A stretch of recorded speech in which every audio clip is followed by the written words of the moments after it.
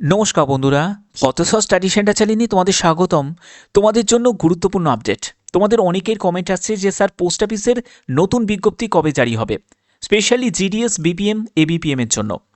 তো চলো আজকের ভিডিওটা সেই সব প্রার্থীদের জন্য খুব ইম্পর্টেন্ট যারা জিডিএস, বিপিএম, এবিপিএম এর নতুন ভ্যাকেন্সির জন্য ওয়েট করছো। একদম অফিসিয়ালি তোমাদের আপডেট দেবো, যেখানে তোমাদের মোট শূন্যপদ কত এই ব্যাপারটাও তোমরা জানতে পারবে, শিক্ষাগত যোগ্যতায় কি কোনো পরিবর্তন হবে সেটাও জানতে পারবে, 40 থেকে 50% নম্বরের প্রার্থীরা কি ফর্ম ফিল আপ করবে, তাদের কি ফর্ম ফিল আপ করা উচিত সেটাও তোমরা জানতে পারবে, নতুন বিজ্ঞপ্তি কবে আসবে এবং ফর্ম ফিল আপ কবে থেকে শুরু হবে, এই সব গুরুত্বপূর্ণ তথ্য তোমরা এই ভিডিওর মাধ্যমে পেয়ে যাবে। তো চলো ভিডিওটা শুরু করছি। তো দেখো, প্রথমে তোমাদের আমি এই নোটিশটা তোমাদের দেখাচ্ছি। এই নোটিশটা একদম অফিসিয়ালি একটি নোটিশ, যে নোটিশে পরিষ্কারভাবে বলা হয়েছে যে ট্রান্সফার অফ জিডিএস, অর্থাৎ জিডিএসে যারা যারা ট্রান্সফার নিতে চায়, কারণ অনেকেই আছে ভুলভাল ডিভিশনে অ্যাপ্লাই করে দেয়, সেখানে হয়তো তার সিলেকশনও হয়ে যায়, কিন্তু পরবর্তী সময় তারা নিজের হোম লোকেশনে আসতে চায়, এর জন্য একটা ট্রান্সফার ইম্পর্টেন্ট আছে। এবার যতক্ষণ না তোমার ট্রান্সফার প্রসেসটা কমপ্লিট হচ্ছে ততক্ষণ তো এক্স্যাক্ট ভ্যাকেন্সিগুলো জানা যায় না যে কত ভ্যাকেন্সি রয়েছে কোন ডিভিশনে। কেন কি ইম্পর্টেন্ট?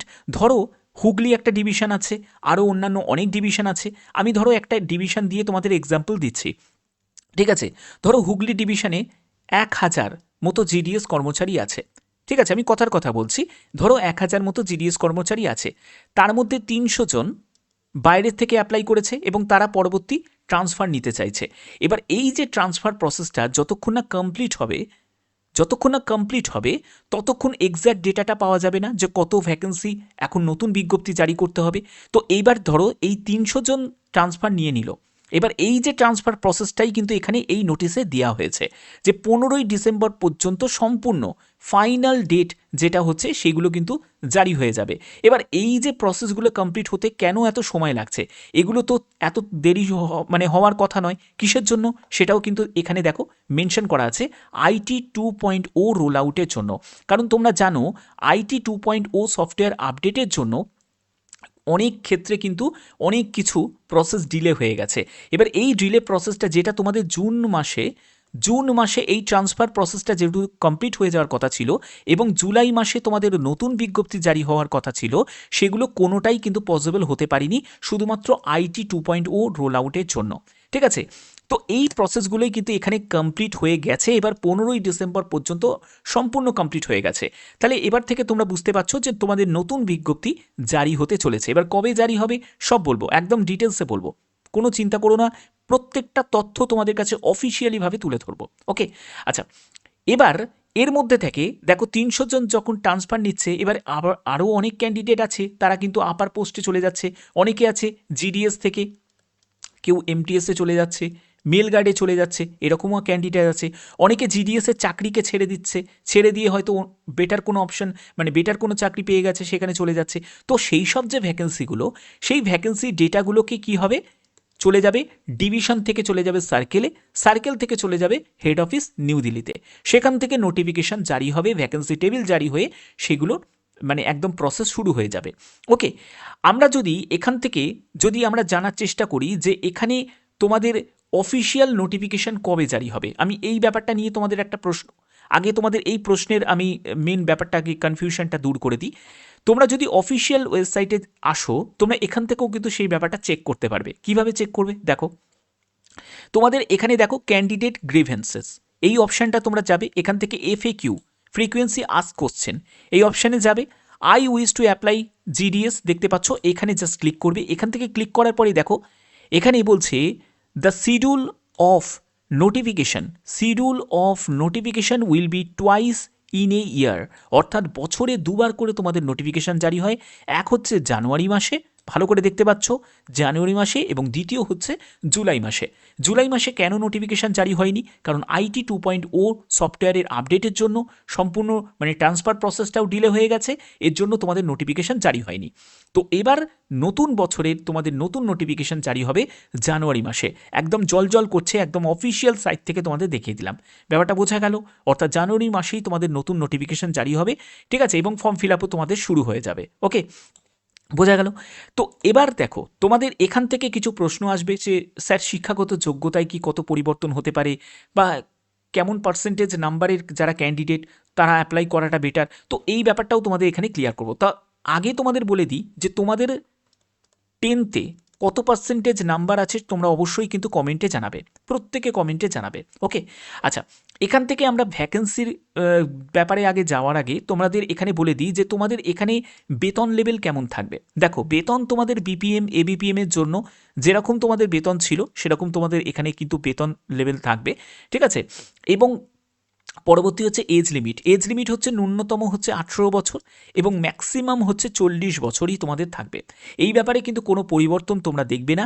এবং এখানে যারা এসসি এসটি যারা ক্যান্ডিডেট আছো তারা বয়সে 5 বছর ছাড় পাবে, অর্থাৎ তাদের ক্ষেত্রে বয়স হয়ে যাবে 18 থেকে 45 বছর। ওবিসি যারা ক্যান্ডিডেট তাদের ক্ষেত্রে হয়ে যাবে 18 থেকে 43 বছর। এবার তোমাদের একটা ইডাব্লিউএস নিয়েও একটা ছিল, প্রশ্ন ছিল যে স্যার ইডাব্লিউএসে কোনো রিল্যাক্সেশন পাবো? নো, এখানে কোনো রিল্যাক্সেশন তোমরা পাবে না, ঠিক আছে। ঠিক আছে, 2025-এও যখন তোমরা পাওনি 2026-এও কিন্তু কোনো পসিবিলিটি নেই যে ইডাব্লিউএসের জন্য কোনো রকম তোমাদের রিল্যাক্সেশন দেওয়া হবে। ওকে, তো এছাড়া যারা পিডাব্লিউবিডি ক্যাটাগরি থেকে তোমরাও এখানে আবেদন করতে পারো, ক্যাটাগরি ওয়াইজ তোমাদের এখানে রিল্যাক্সেশন রয়েছে। এবার হচ্ছে সবথেকে ইম্পর্ট্যান্ট একটি পয়েন্ট, সেটা হলো এডুকেশনাল কোয়ালিফিকেশান। এডুকেশন কোয়ালিফিকেশান তোমাদের মাধ্যমিকই থাকবে। উচ্চ মাধ্যমিক করার কথা কিন্তু হয়েছে, বাট সেটা কিন্তু ইমপ্লিমেন্ট হয়নি, তার জন্য তোমাদের উচ্চ মাধ্যমিক যোগ্যতা থাকবে না, 10th পাস যোগ্যতাই তোমাদের থাকবে।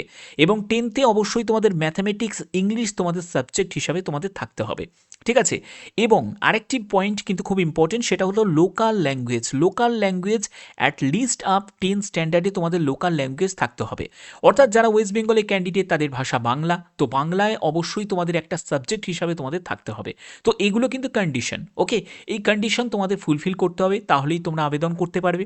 এবং তোমাদের কম্পিউটার নলেজ, সাইকেলিং, এইসব ব্যাপারগুলো কিন্তু আদার কোয়ালিফিকেশান হিসাবে বলা হয়েছে, বাট এগুলো কিন্তু ম্যান্ডেটারি নয়, ঠিক আছে। ম্যান্ডেটারি একটাই, সেটা হলো তোমাদের 10th পাস যোগ্যতা। ওকে, পরবর্তী হচ্ছে সিলেকশন ক্রাইটেরিয়া। সিলেকশন ক্রাইটেরিয়ার ক্ষেত্রেও কিন্তু কোনো পসিবিলিটি নেই কোনো পরিবর্তন হওয়ার। 10th পাসের তোমাদের নাম্বারের ভিত্তিতে, পার্সেন্টেজের ভিত্তিতেই কিন্তু তোমাদের সিলেকশন করা হবে। এবার দেখো, তোমাদের পার্সেন্টেজ কত আছে, 10তে কত পার্সেন্টেজ তোমার নাম্বার আছে, সেটা কিন্তু অবশ্যই তোমরা প্রত্যেকে কমেন্টে এখনই জানিয়ে দেবে। যার যে নাম্বারটাই থাকুক না কেন প্রত্যেকে কমেন্টে জানাবে। ওকে, এবার এখানে তোমাদের বলে রাখি যে 10th-এর যে পার্সেন্টেজ, এখানে অনেক ক্যান্ডিডেট আছে যারা 40%, 50% নাম্বার আছে। তারা অনেক সময় কনফিউজ হয়ে যায় যে স্যার আমাদের কি আদৌ আবেদন করা উচিত। দেখো, আমি তো তোমাদের বলবো একটা কথাই, যে প্রত্যেকে আবেদন করো। যতজন ক্যান্ডিডেট আছো, যাদের যে নাম্বারই থাকুক না কেন, 30, 35, 40 যা নাম্বারই থাকুক না কেন, প্রত্যেকে আবেদন করো। কারণ দেখো, এটা কিন্তু সম্পূর্ণ ডিপেন্ড করছে, যেহেতু একটা মার্কশিট আপলোড করার যেহেতু একটা অপশান তোমাদের দিচ্ছে না। এবার যদি হয়, যদি এবারে 2026-এ যদি তোমাদের মার্কশিট আপলোড করার যদি অপশান তোমাদের দেয়, এর জন্য তোমাদের কি করতে হবে, এর জন্য আমি তোমাদের বলেও দিয়েছি যে ইমেল করতে হবে। একদম অফিসিয়াল সাইটে যাবে, সেখানে ইমেল আইডি তোমরা দেখতে পাবে, সেখান থেকে তোমাদের ইমেল করতে হবে। যদি তোমরা ম্যাক্সিমাম ইমেল করতে পারো, তাহলে হয়তো মার্কশিট আপলোড করার অপশানও তোমাদের দিতে পারে। কারণ এত বড় একটা মানে মানে মাধ্যমিকের নাম্বারের ভিত্তিতে তোমাদের নিয়োগ হচ্ছে, আর সেখানে মার্কশিট আপলোড করার কোনো অপশান দিচ্ছে না, তো এটা কী ধরনের একটা প্রসেস। তো যাই হোক, এটার জন্য তোমাদেরই সোচ্চার হতে হবে, তোমাদেরকেই কিন্তু মেল করতে হবে। ওকে, যদি কিছু হয়, বা তোমরা টুইটও করতে পারো, এটা নিয়ে আমি অলরেডি কিন্তু একটা ভিডিওও দিয়েছি, ঠিক আছে। এবার এখানে যারা 40% নাম্বার আছে, 50% নাম্বার আছে, তোমরা প্রত্যেকে কিন্তু আবেদন করো, ঠিক আছে। কোন ডিভিশনে আবেদন করবে সেটা নিয়ে আলাদা করে তোমাদের ভিডিও দেবো, যখন তোমাদের ভ্যাকেন্সি টেবিলটা জারি হবে আমি সেরকম তোমাদের সাজেশন দিয়ে দেবো। এর পরবর্তী জায়গা চলে যাচ্ছি, সেটা হলো তোমাদের কী কী ডকুমেন্টস এখানে লাগে। এখানে প্রথমত হচ্ছে তোমাদের মাধ্যমিকের মার্কশিট, এটা কিন্তু তোমাদের লাগবে। এই অরিজিনাল ডকুমেন্টগুলো কখন লাগবে, যখন তোমাদের ডকুমেন্ট ভেরিফিকেশান হবে। এই জায়গাটাই একটা ভুল প্রসেস। যখন অ্যাপ্লাই করছে তখন মার্কশিটের কিছু নিচ্ছে না, আপলোড করার কোনো অপশান দিচ্ছে না, কিন্তু যখন ডকুমেন্ট ভেরিফিকেশান হচ্ছে তখন তোমাদের মার্কশিট লাগছে। এগুলো একটা ভুল, কিন্তু একটা প্রসেস, ঠিক আছে। তো যাই হোক, এরপরে তোমাদের আইডেন্টি প্রুফ, সেখানে আধার কার্ড হতে পারে, ভোটার কার্ড হতে পারে, যে কোনো একটি গভর্নমেন্ট আইডি হলেই কিন্তু তোমাদের হয়ে যাবে।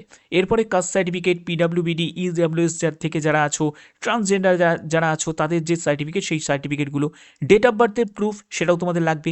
এরপরে মেডিকেল সার্টিফিকেট, মেডিকেল কোনো অফিসারের কাছ থেকে বা এমবিবিএস কোনো ডক্টরের কাছ থেকে তোমরা মেডিকেল সার্টিফিকেটটা নিয়ে নেবে। তো এই সব ডকুমেন্টসগুলো কিন্তু তোমাদের এখানে প্রয়োজন আছে। বোঝাতে পারলাম?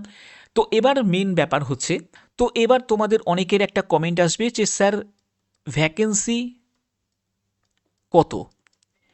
তো ভ্যাকেন্সি তোমাদের এবারে 30,000 প্লাস কিন্তু থাকবে। 30,000 প্লাস তোমাদের ভ্যাকেন্সি এবারে থাকবে, এই পসিবিলিটি কিন্তু রয়েছে।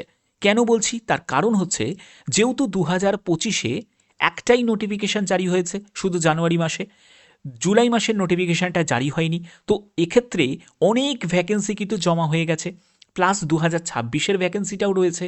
তো যদি মিলিয়ে হয় সেখানে 30,000 প্লাস কিন্তু কিছুই নয়, এটা আমি তোমাদের মিনিমাম বললাম, এর থেকে বেশিও কিন্তু হতে পারে, ঠিক আছে, অনেকটাই কিন্তু বেশি হতে পারে।